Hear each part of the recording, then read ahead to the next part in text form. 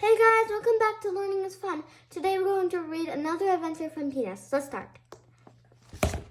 This is about Snoopy and Woodstock's great adventure. Come on. This is Snoopy, and these are his friends Conrad, Oliver, Bill, Harriet, and Woodstock. It is such a beautiful day that Snoopy, the world-famous Beagle Scout, is leading his troops out into the wilderness. Charlie Brown, I just saw your dog go by. Where is he going? Lucy asks. He's taking his friends to Point Lobos on a photo hike, he answers. All right, troops, Snoopy calls out. Let's have an equipment check. Bill, what did you bring? Bill chirps excitedly.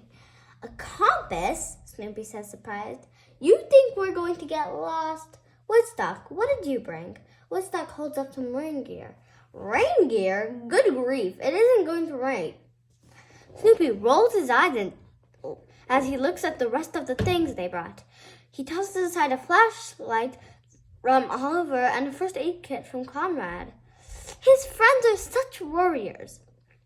All right, Harriet, how about you? Snoopy barks. Harriet smiles and proudly holds up a plate. An angel food cake with 7-minute frosting? Snoopy says, relieved. Well, I'm glad we have at least one sensible hiker in our group.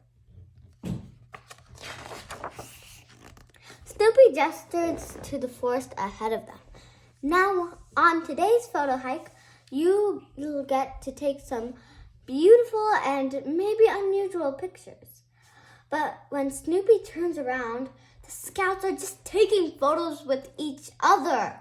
Not yourselves, says Snoopy. He turns and leads the group into the path with a sigh. The hike begins. As they walk, they stop along the way to take pictures of fluffy clouds, tall trees, and oddly shaped rocks. But as they reach some very overgrown weeds, Snoopy calls out, Oh, a warning. All right, troops, we're entering tall grass. This could mean poison snakes. We should walk in single file or vertical file, Snoopy says under his breath as the birds all perch on top of his hat.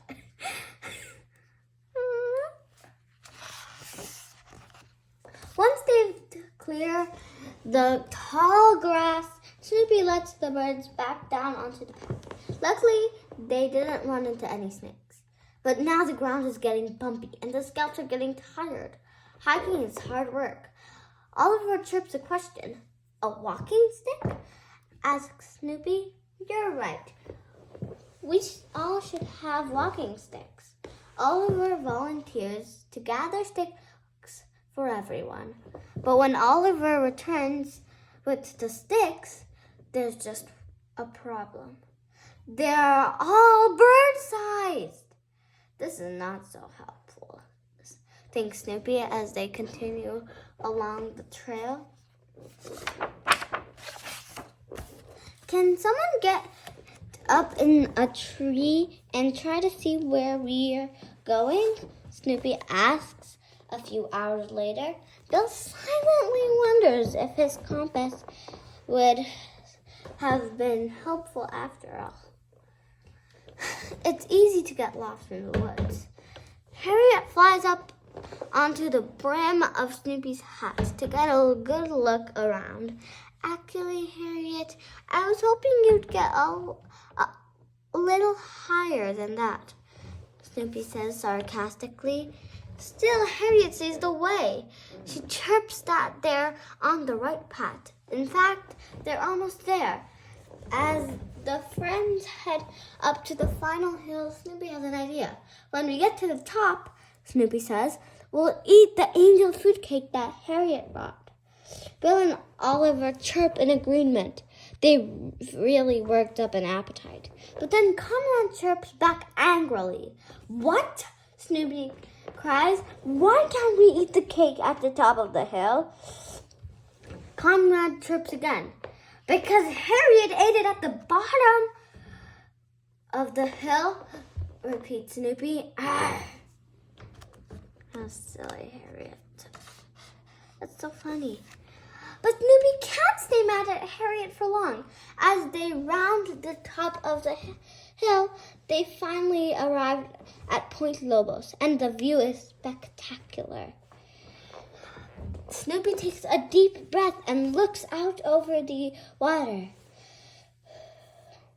There it is, gang, the Pacific Ocean.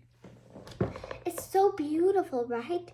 The water, the sunset, the clouds, Snoopy and Woodstock, and all the others having fun.